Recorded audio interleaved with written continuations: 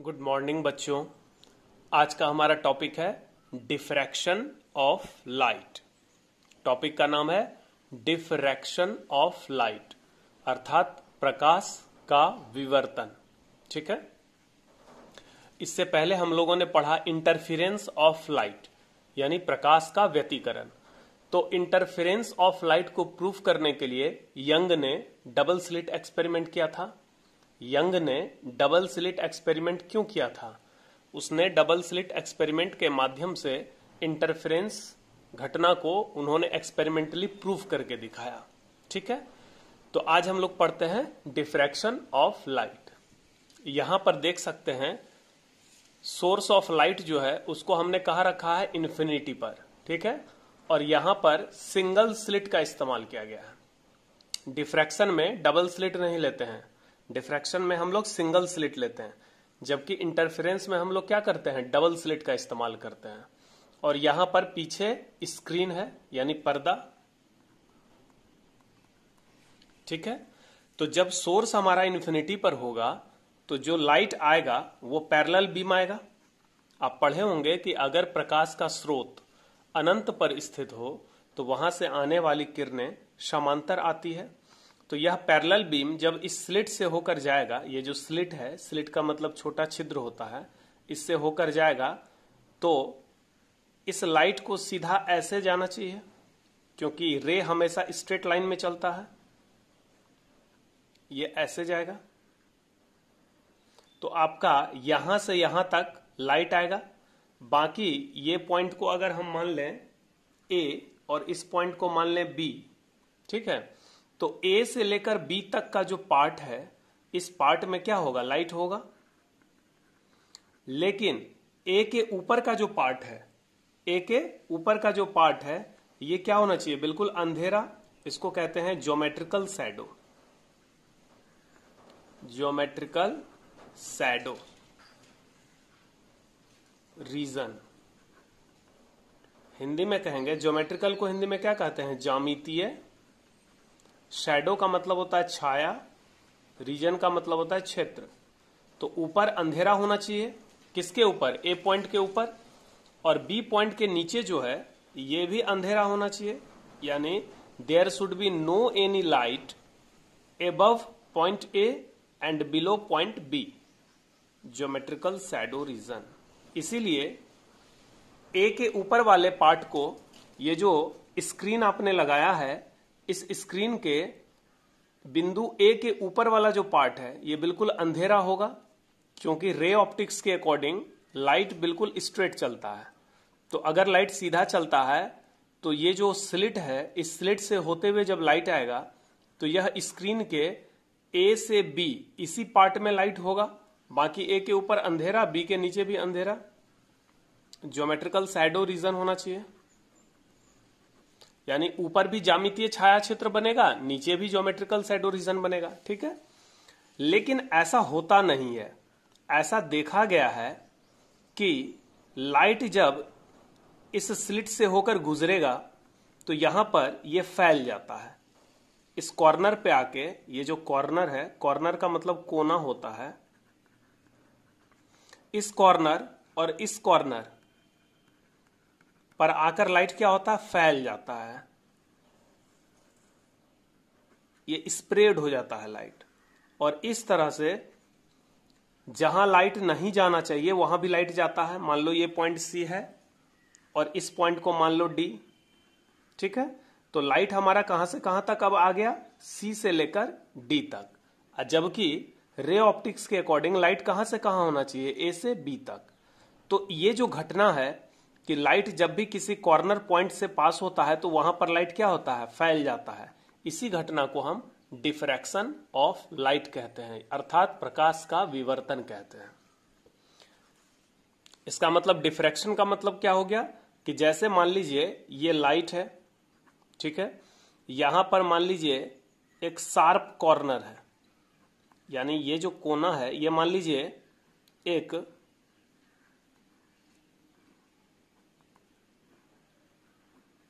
Corner point है। ये मान लीजिए सामने कुछ भी ऑब्स्टेकल है, इस ऑब्स्टेकल का जो ये कॉर्नर पॉइंट है, जब यहां पर लाइट आएगा तो यहां पर लाइट क्या होता है, फैलता है। लाइट स्ट्रेट तो जाएगा ही, साथ साथ कॉर्नर पॉइंट पर आकर क्या होता है, फैल जाता है, स्प्रेड हो जाता है। इसी फेनोमेना को क्या बोलते हैं, डिफ्रैक्शन ऑफ लाइट। लाइट का किसी कॉर्नर पॉइंट पर या लाइट जब स्लिट से होकर पास होता है तो वहां पर लाइट वेव का फैल जाना ही क्या कहलाता है, डिफ्रैक्शन ऑफ लाइट। क्लियर है। लेकिन यहां पर जो स्लिट लिया गया है, ये देख रहे हैं स्लिट, इस स्लिट का जो विड्थ है यानी स्लिट की जो चौड़ाई है, ये वाला पार्ट देख रहे हैं, स्लिट के चौड़ाई को हम लोग किससे डिनोट करेंगे, small D. What is small D, small D is equal to width of slit, width of slit अर्थात झिर्री की चौड़ाई, झिर्री की चौड़ाई। और यहां पर जो लाइट आ रहा है, इस लाइट का वेवलेंथ है लेमडा। जो प्रकाश आ रहा है हमारा, उसका वेवलेंथ मान लेते हैं लेमडा। और जो स्लिट है, उस स्लिट का साइज जो है यानी आकार, उसका आकार कितना है, डी, यानी उसकी चौड़ाई डी है। तो यहां पर एक चीज ध्यान रखिए कि यह स्लिट बहुत पतला होना चाहिए। मतलब इस स्लिट का जो आकार है डी, लाइट का जो वेवलेंथ होता है लेमडा, ये तो काफी कम होता है। लाइट का वेवलेंथ लेमडा, आपको याद है रेड लाइट का वेवलेंथ कितना होता है, रेड लाइट का वेवलेंथ होता है लगभग 7000 एंगस्ट्रॉम। और वायलेट लाइट का वेवलेंथ क्या होता है, लगभग 4000 एंगस्ट्रॉम। तो ये तो काफी कम होता है। तो स्लिट का जो चौड़ाई होना चाहिए वो लाइट के वेवलेंथ के आसपास, ठीक है, लाइट के वेवलेंथ से थोड़ा ज्यादा होना चाहिए, लेकिन स्लिट का चौड़ाई डी जो है ये बहुत ज्यादा बड़ा नहीं होना चाहिए लेमडा से, ऐसा नहीं होना चाहिए, ये होना चाहिए, ये नहीं होना चाहिए। यानी स्लिट का जो साइज है डी, वो लाइट के वेवलेंथ लेमडा से थोड़ा बड़ा होना चाहिए, लेकिन बहुत बड़ा नहीं होना चाहिए। अर्थात स्लिट का साइज लाइट के वेवलेंथ के कंपेयर में हो, इसी के कंपेरेबल हो दोनों एक दूसरे के। मतलब ये कहने का हुआ कि अगर लेमडा का वैल्यू मान के चलिए 2 सेंटीमीटर है, तो इस डी का वैल्यू आप 10 सेंटीमीटर ले सकते हैं। ऐसा नहीं कि डी का वैल्यू हमने 10 मीटर ले लिया, क्योंकि ये जो डी का मान है ये लेमडा से बड़ा तो होना चाहिए, लेकिन बहुत ज्यादा बड़ा नहीं होना चाहिए। अर्थात डी का मान लेमडा के आसपास ही हो। क्लियर है। तो जब दो क्वांटिटी का वैल्यू एक दूसरे के आसपास होता है, ठीक है, बड़ा छोटा अलग बात है, लेकिन आसपास होता है, मान लो एक का वैल्यू 2 है, दूसरे का वैल्यू 4 है या 5 है या 6 है, तो वो दोनों क्वांटिटी एक दूसरे के कंपेरेबल कहलाता है। A and B are comparable.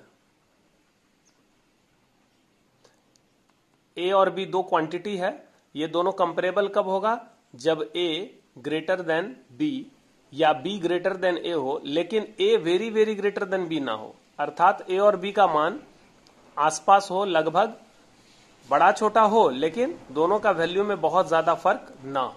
Clear है। तो ये घटना जो है आपका, ये डिफ्रैक्शन ऑफ लाइट है। डिफ्रैक्शन दो टाइप का होता है। डिफ्रैक्शन कितने टाइप का होता है, दो टाइप का, टाइप्स ऑफ डिफ्रैक्शन।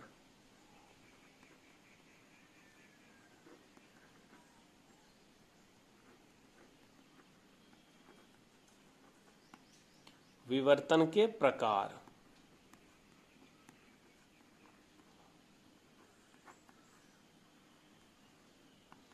डिफ्रैक्शन पहला टाइप हो गया फ्रेनेल डिफ्रैक्शन।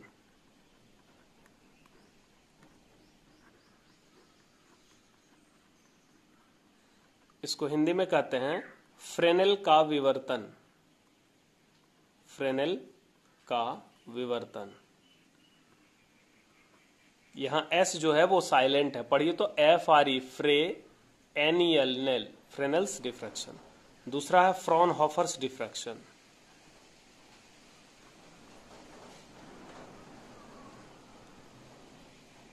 अर्थात फ्रॉनहोफर का विवर्तन, फ्रॉनहोफर का विवर्तन। तो दो टाइप का डिफ्रैक्शन होता है, एक होता है फ्रेनेल्स डिफ्रैक्शन, एक होता है फ्रॉनहोफर्स डिफ्रैक्शन। दोनों में क्या बेसिकली डिफरेंस है ये समझिए। ये जो फ्रॉनहोफर का डिफ्रैक्शन होता है, ये जो सेकेंड वाला डिफ्रैक्शन है, इसमें क्या होता है कि हमारा जो सोर्स और स्क्रीन है, ये आप देख सकते हैं, ये सोर्स है, ये स्लिट है, सिंगल स्लिट है, ठीक है, एक ही स्लिट यहां लिया गया है और पीछे स्क्रीन है। तो अगर ये वाला डिस्टेंस इन्फिनिटी हो जाए और ये डिस्टेंस इन्फिनिटी हो जाए तो इस प्रकार के डिफ्रैक्शन को हम लोग फ्रॉनहोफर डिफ्रैक्शन कहते हैं। फ्रॉनहोफर डिफ्रैक्शन किसको कहेंगे? जब सोर्स की दूरी और स्क्रीन की दूरी स्लिट से इन्फिनाइट हो। इसका मतलब अगर इस स्लिट को ऐसे बीच में रखा जाए, ये स्लिट है हमारा, तो इस स्लिट से इधर लेफ्ट साइड जाइए, सोर्स का डिस्टेंस कितना है? इन्फिनिटी। और इस स्लिट के राइट साइड जाइए, स्क्रीन का डिस्टेंस क्या है? Infinity.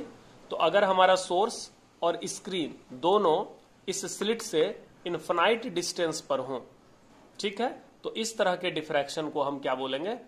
Fraunhofer diffraction. Fraunhofer diffraction किसको कहेंगे? कि ये जो स्लिट है, ये सोर्स है और ये स्क्रीन है। अगर सोर्स का डिस्टेंस स्लिट से इन्फिनिटी हो और स्क्रीन का डिस्टेंस स्लिट से इन्फिनिटी हो तो इस प्रकार के डिफ्रैक्शन को हम क्या बोलते हैं? Fraunhofer diffraction. लेकिन अगर इस दोनों डिस्टेंस में कम से कम कोई एक इन्फिनिटी ना हो, यानी फाइनाइट वैल्यू हो, या तो ये डिस्टेंस फाइनाइट हो या ये डिस्टेंस फाइनाइट हो या दोनों फाइनाइट हो, तो इस प्रकार के डिफ्रैक्शन को हम फ्रेनेल का डिफ्रैक्शन कहते हैं। यानी फ्रॉनहोफर में दोनों इन्फिनिटी होना चाहिए, फ्रेनेल में कम से कम एक फाइनाइट होना चाहिए। दोनों फाइनाइट हो जाए, मान लो ये 20 मीटर है, ये मान लो 50 मीटर है, दोनों फाइनाइट है तो भी फ्रेनेल होगा, ठीक है। अच्छा, मान लो एक फाइनाइट है लेकिन दूसरा इनफाइनाइट है तो भी कौन सा डिफ्रैक्शन होगा? फ्रेनेल होगा। लेकिन जब दोनों इनफाइनाइट हो जाए तभी जाकर के उसको हम फ्रॉनहोफर डिफ्रैक्शन कहते हैं। क्लियर है? तो एक बार हम सारी चीज को देख लेते हैं। ऑब्स्टेकल का मतलब क्या होता है? ऑब्स्टेकल का मतलब होता है बाधा। लाइट के कोई प्रकाश जब आगे बढ़ता है तो उसके रास्ते में अगर मान लीजिए आपने लकड़ी का एक टुकड़ा रख दिया, मेटल का एक प्लेट रख दिया या कुछ भी ऐसा बाधा रख दिया तो उस बाधा को हम क्या कहते हैं? ऑब्स्टेकल, ठीक है। शार्प कॉर्नर कहते हैं तीक्ष्ण कोना, शार्प कॉर्नर, शार्प कॉर्नर।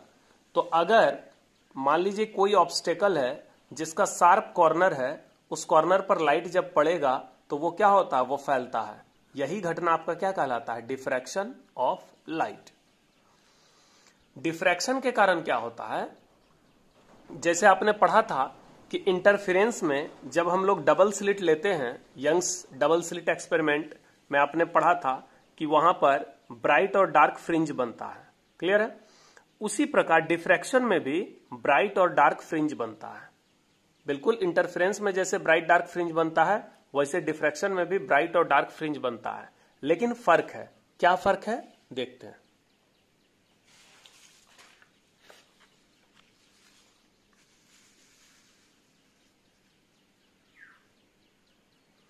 ये इंटरफेरेंस है और नीचे हमने डिफ्रैक्शन को दिखाया है। जरा ध्यान से देखिए।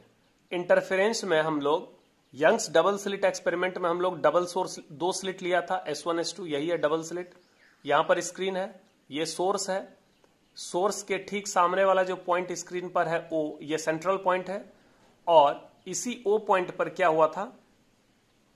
ये जो O पॉइंट है, सेंट्रल पॉइंट, यहां पर सेंट्रल ब्राइट बनेगा BO, यहां पर लाइट का इंटेंसिटी मैक्सिमम होता है, यहां पर कंस्ट्रक्टिव इंटरफेरेंस होता है और यहां पर लाइट का इंटेंसिटी मिनिमम, इसको डार्क कहते हैं। फिर यहां maximum minimum, maximum minimum, maximum minimum, इस तरह से ब्राइट और डार्क बनता है। ये सेंट्रल ब्राइट हुआ, first bright, second bright, third bright. उसी तरह ये सेंट्रल ब्राइट, नीचे भी जाइएगा तो ये फर्स्ट ब्राइट होगा, फिर इसके नीचे जो बनेगा इस तरह ये सेकेंड ब्राइट होगा एंड सो ऑन। ये सेंट्रल पॉइंट के ऊपर ये डार्क है, first dark, second dark, third dark and so on. तो ये हमारा इंटरफेरेंस पैटर्न है। ये जो ग्राफ देख रहे हैं आप, इसको क्या बोलेंगे? Interference pattern.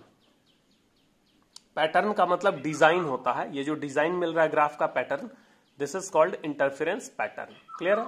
इसमें एक चीज देखिए, जितना भी मैक्सिमा है, मैक्सिमा कहते हैं ब्राइट को, यानी जहां पर लाइट की इंटेंसिटी मैक्सिमम होती है उस पॉइंट को हम मैक्सिमा कहते हैं। तो ये जितना भी ब्राइट वाला पॉइंट है यानी मैक्सिमा है, सारे का इंटेंसिटी बराबर है। देखिए तो इसका हाइट देखिए, इसका हाइट देखिए, सारे फ्रिंज का हाइट सेम है कि नहीं है, कि कोई बड़ा है और कोई छोटा है, ऐसा तो नहीं है। इसका मतलब जितना भी मैक्सिमा है, जितना भी ब्राइट पॉइंट है, सबकी इंटेंसिटी बराबर है। लेकिन आइए डिफ्रैक्शन देखते हैं। पहला तो फर्क हुआ इंटरफेरेंस और डिफ्रैक्शन में। पहला फर्क क्या हो गया कि यहां पर डबल स्लिट लेते हैं, जबकि डिफ्रैक्शन में क्या लेते हैं, सिंगल स्लिट।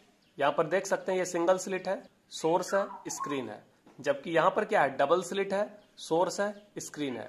यहां पर सिंगल स्लिट का जो चौड़ाई है उसको डी कहते हैं, और यहां पर दोनों स्लिट के बीच का जो डिस्टेंस है इसको हम डी कहते हैं। यहां पर स्लिट और स्क्रीन के बीच का डिस्टेंस क्या है, कैपिटल डी। वहां पर भी डबल स्लिट और स्क्रीन के बीच का डिस्टेंस है कैपिटल डी। यहां पर सिंगल स्लिट और स्क्रीन के बीच का डिस्टेंस है कैपिटल डी। तो यहां पर जब डिफ्रैक्शन होगा लाइट का, तो यहां पर भी ब्राइट और डार्क फ्रिंज बनेगा। तो ये जो सेंट्रल पॉइंट ओ है, जो इस स्लिट के ठीक बीच से जो लाइन गया है, ये वाला पॉइंट देख रहे हैं स्क्रीन का, this is called central point O. तो सेंट्रल पॉइंट ओ पे सेंट्रल ब्राइट बनेगा, जैसे कि इंटरफेरेंस में बना था। पॉइंट ओ पर आपका सेंट्रल ब्राइट, यहां पर भी सेंट्रल ब्राइट, उसके बाद डार्क, उसके बाद ब्राइट, डार्क, ब्राइट, डार्क। लेकिन एक चीज ध्यान दीजिएगा, सेंट्रल ब्राइट की इंटेंसिटी सबसे अधिक है, फर्स्ट ब्राइट की इंटेंसिटी कम, सेकेंड ब्राइट की कम, और घटते घटते खत्म हो जाएगा। कुछ दूर के बाद क्या हो जाएगा, यूनिफॉर्म लाइट मिलेगा आपको, ना ब्राइट बनेगा ना डार्क बनेगा, लाइट की इंटेंसिटी क्या हो जाएगी, यूनिफॉर्म। जबकि यहां पर क्या है, कहीं पर लाइट की इंटेंसिटी अधिक है, फिर लाइट की इंटेंसिटी घट रही है, घटते घटते मिनिमम हो गई, फिर मैक्सिमम, फिर मिनिमम। इस तरह से लाइट का इंटेंसिटी क्या हो रहा है, वैरी कर रहा है। लेकिन इधर आकर लाइट का इंटेंसिटी क्या हो गया, यूनिफॉर्म। तो यहां पर दोनों पैटर्न, इस पैटर्न को हम क्या कहेंगे, डिफ्रैक्शन पैटर्न। और ये सेंट्रल ब्राइट के ऊपर भी मिलता है और नीचे भी मिलता है। क्लियर है? तो दोनों पैटर्न में बेसिकली डिफरेंस क्या है। पहला डिफरेंस तो आप देख सकते हैं कि यहां पर जितना मैक्सिमा है सबकी इंटेंसिटी क्या है, इक्वल है, जबकि यहां पर जो मैक्सिमा है उसकी इंटेंसिटी लगातार क्या हो रही है, घट रही है। दूसरा फर्क है, इसमें फ्रिंज की जो संख्या होती है वो बहुत अधिक होती है। इसका मतलब जैसे ये सेंट्रल पॉइंट है, इस सेंट्रल पॉइंट के ऊपर मान लीजिए 10 फ्रिंज बन रहा है, लेकिन इसमें सिर्फ 3 या 4 फ्रिंज बनता है। बात समझ रहे हैं? इसका मतलब इसमें इंटरफेरेंस में जो फ्रिंजों की संख्या है, नंबर ऑफ फ्रिंजेज, वो अधिक होती है। किससे? डिफ्रैक्शन से। दूसरा फर्क ये है। ठीक है, तो एक फर्क हो गया कि इसमें डबल स्लिट होता है, डिफ्रैक्शन में सिंगल स्लिट होता है। इसमें जो है सारे मैक्सिमा की इंटेंसिटी इक्वल होती है, इसमें इक्वल नहीं होती है, एक्चुअली मैक्सिमा की इंटेंसिटी घटते जाती है। तीसरा फर्क है कि तीनों, इसमें जितना भी मैक्सिमा है सबका ब्राइटनेस सेम होता है, इसमें मैक्सिमा का ब्राइटनेस क्या होता है, घटते आता है। एक चौथा फर्क बताते हैं, ये जो फ्रिंज है, सारे फ्रिंज का विड्थ क्या होता है, सेम। जैसे ये देख रहे हैं, ये जो फ्रिंज है इसका चौड़ाई कितना है, इसको हम लोग बीटा कहते हैं। फ्रिंज विड्थ का सिंबल बीटा है, जिसका वैल्यू होता है lambda capital D by small D. Fringe width का वैल्यू क्या होता है, lambda capital D by small D. Fringe width कहते किसको हैं, दो लगातार डार्क या दो लगातार ब्राइट। यहां देख रहे हैं ये B2 और B3, तो दो लगातार ब्राइट या दो लगातार डार्क के बीच के डिस्टेंस को हम लोग क्या बोलते हैं, फ्रिंज विड्थ, बीटा, जिसका formula lambda capital D by small D. तो यहां पर ये डिस्टेंस क्या होगा, बीटा। ये D1 और D2 के बीच का डिस्टेंस क्या होगा, बीटा। ठीक है, ये फ्रिंज बीटा। सारे फ्रिंज का चौड़ाई क्या होता है, सेम, लेकिन डिफ्रैक्शन में फर्क है। डिफ्रैक्शन में जरा देखिए, ये जो सेंट्रल फ्रिंज है ये वाला, इस फ्रिंज का जो चौड़ाई होता है ये 2 बीटा होता है। सेंट्रल फ्रिंज का चौड़ाई 2 बीटा, लेकिन बाकी जो फ्रिंज है उसका चौड़ाई बीटा होता है। बाकी सारे फ्रिंज का चौड़ाई बीटा होगा, लेकिन सेंट्रल फ्रिंज का चौड़ाई 2 बीटा होगा। नीचे भी ये बीटा बीटा बीटा। तो हम कह सकते हैं कि इंटरफेरेंस पैटर्न में जितना भी फ्रिंज बनता है, चाहे वो सेंट्रल फ्रिंज हो, फर्स्ट फ्रिंज हो, सेकेंड फ्रिंज हो, थर्ड फ्रिंज हो, सारे फ्रिंज का चौड़ाई सेम होता है। ये सेंट्रल फ्रिंज का भी चौड़ाई क्या होगा, बीटा। सारे फ्रिंज की चौड़ाई बराबर होती है, लेकिन इसमें सेंट्रल फ्रिंज को छोड़कर बाकी सारे फ्रिंज की चौड़ाई बराबर होती है। यानी सेंट्रल फ्रिंज की चौड़ाई बाकी फ्रिंजों की चौड़ाई से डबल होती है। क्लियर है? तो इसमें भी बीटा का फॉर्मूला वही होगा, lambda capital D by small D. 2 minute इसको आप देखिए।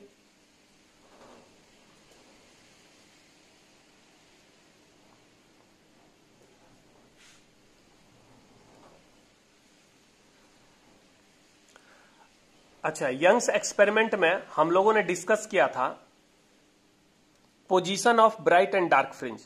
जैसे ये फर्स्ट ब्राइट है, ये कितने डिस्टेंस पर बनेगा, तो वहां पर बीटा था। सेकेंड ब्राइट कितने डिस्टेंस पर, 2 बीटा। थर्ड ब्राइट कितने डिस्टेंस पर, 3 बीटा। उसी तरह से पहला डार्क कितने डिस्टेंस पर, 1 बीटा बाई 2। दूसरा डार्क 2 बीटा बाई 2। तीसरा डार्क 3 बीटा बाई 2। तो इस तरह से हम लोगों ने डार्क और ब्राइट फ्रिंज का पोजीशन निकाला था कि ब्राइट फ्रिंज जो बन रहा है, डार्क फ्रिंज जो बन रहा है, वो सेंट्रल पॉइंट ओ से कितने कितने डिस्टेंस पे बन रहा है। ठीक है, वहां हमने जनरल फॉर्मूला निकाला था nth ब्राइट और nth डार्क फ्रिंज के लिए फॉर्मूला निकाला था। यहां पर भी ऐसा फॉर्मूला निकाला जा सकता है कि मेरा फर्स्ट ब्राइट जो है वो सेंट्रल पॉइंट से कितने डिस्टेंस पे बन रहा है, सेकेंड ब्राइट कितने डिस्टेंस पे, थर्ड ब्राइट कितने डिस्टेंस पे, फोर्थ ब्राइट कितने डिस्टेंस पे, nth ब्राइट कितने डिस्टेंस पे। तो यहां पर भी हम लोग फॉर्मूला निकालेंगे कि nवां ब्राइट कितने डिस्टेंस पे बनेगा एंड nवां डार्क कितने डिस्टेंस पे बनेगा। ठीक है, और एक चीज ध्यान रखिएगा कि डिफ्रैक्शन 2 प्रकार का होता है, फ्रेनेल, फ्रॉनहोफर। फ्रॉनहोफर में आपका दोनों इन्फिनिटी होता है, सोर्स जो होता है वो भी स्लिट से इन्फिनाइट डिस्टेंस पे होता है एंड स्क्रीन जो होता है वो भी स्लिट से इन्फिनाइट डिस्टेंस पे होता है। लेकिन फ्रेनेल में दोनों में से कम कोई एक क्या होना चाहिए, फाइनाइट। दोनों फाइनाइट है, दोनों का मान निश्चित है तब तो ठीक है, लेकिन कम से कम एक का वैल्यू क्या होना चाहिए, फाइनाइट वैल्यू होना चाहिए, निश्चित मान होना चाहिए। इस दोनों डिफ्रैक्शन में हम लोग को पढ़ना कौन सा डिफ्रैक्शन है, फ्रॉनहोफर डिफ्रैक्शन। हम लोग के सिलेबस में कौन सा है, फ्रॉनहोफर डिफ्रैक्शन। इसे आपको पढ़ना है, इसको आपको नहीं पढ़ना है। क्लियर है? तो चलते हैं एक बार डिफ्रैक्शन ऑफ लाइट पे।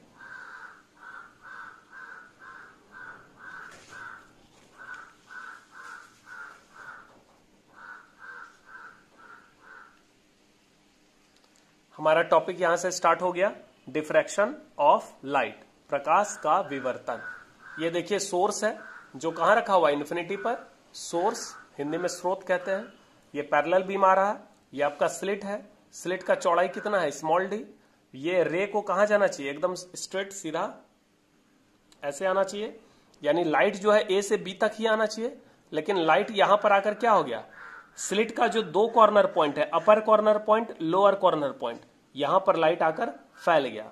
तो लाइट कहां घुस गया, ज्योमेट्रिकल शैडो रीजन में। लाइट को इस रीजन में लाइट को नहीं होना चाहिए, लेकिन डिफ्रैक्शन के कारण यह लाइट क्या होता है, इस कॉर्नर पर आकर फैलता है, जिसके वजह से लाइट ज्यामितीय छाया क्षेत्र में घुस जाता है। जबकि लाइट को इस ज्योमेट्रिकल शैडो में नहीं जाना चाहिए, फिर भी लाइट जाता है। इसी फेनोमेना को क्या कहते हैं, डिफ्रैक्शन ऑफ लाइट। ऊपर भी लाइट देखिए ज्योमेट्रिकल शैडो रीजन में घुस गया है, नीचे भी लाइट देखिए ज्योमेट्रिकल शैडो रीजन में घुस गया। ठीक है, डायग्राम समझ में आ गया। इसमें सबसे इंपॉर्टेंट बात याद रखना है कि ये जो स्लिट है, ये स्लिट काफी पतला होता है, यानी स्लिट का जो विड्थ है डी, वो लेमडा से थोड़ा ही बड़ा होता है, D greater than lambda. D should not be very very greater than lambda, इसलिए डी का वैल्यू लेमडा के कंपेरिजन में हो।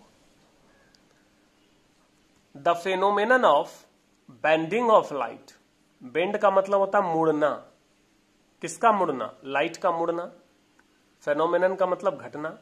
In the geometrical shadow reason is called diffraction of light, यानी लाइट का ज्योमेट्रिकल शैडो रीजन में मुड़कर चले जाना, यही फेनोमेना क्या कहलाता है, डिफ्रैक्शन ऑफ लाइट। ज्यामितीय छाया क्षेत्र में प्रकाश के मुड़ने की घटना को प्रकाश का विवर्तन करते हैं। ये तो डिफिनेशन हो गया।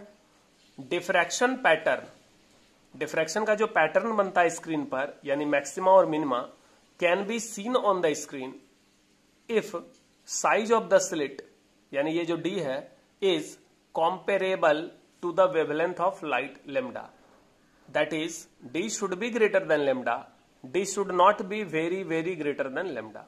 यानी विवर्तन पैटर्न को स्क्रीन पर तभी देखा जा सकता है जब स्लिट का आकार डी प्रकाश के तरंगदैर्घ्य के तुलनीय हो, अर्थात डी लेमडा से थोड़ा ही बड़ा हो। क्लियर है? अगर स्लिट का चौड़ाई बहुत बड़ा होगा लेमडा से, तो फिर ये जो डिफ्रैक्शन पैटर्न बनता है, मैक्सिमा मिनिमा ब्राइट डार्क, इस तरह का जो पैटर्न बनता है, ये जो डिफ्रैक्शन पैटर्न आप देख रहे हैं स्क्रीन पर बनता हुआ, ये डिफ्रैक्शन पैटर्न नहीं बनेगा। कब नहीं बनेगा? अगर स्लिट का आकार डी जो है ये लेमडा से अगर बहुत बड़ा होता है तो आपको ये डिफ्रैक्शन पैटर्न नहीं दिखेगा।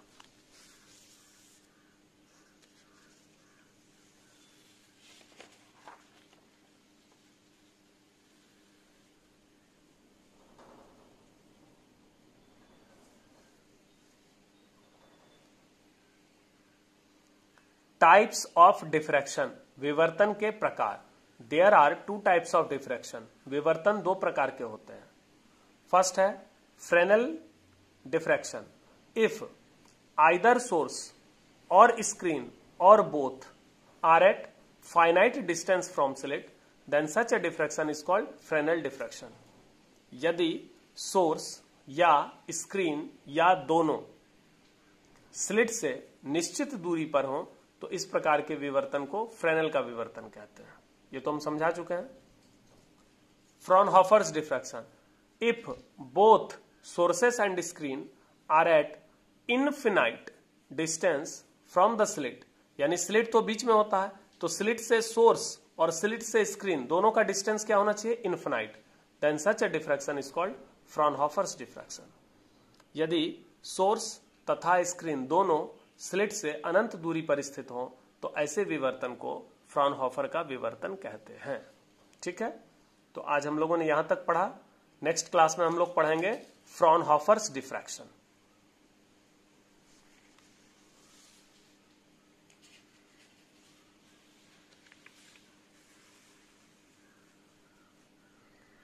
नेक्स्ट क्लास में हम लोग क्या पढ़ेंगे? Fraunhofer's diffraction due to a single slit. तो एकल झिर्री, सिंगल स्लिट का मतलब एक ही स्लिट, एकल झिर्री से फ्रॉनहोफर का विवर्तन। तो ये हम लोग नेक्स्ट क्लास में पढ़ेंगे। Thank you.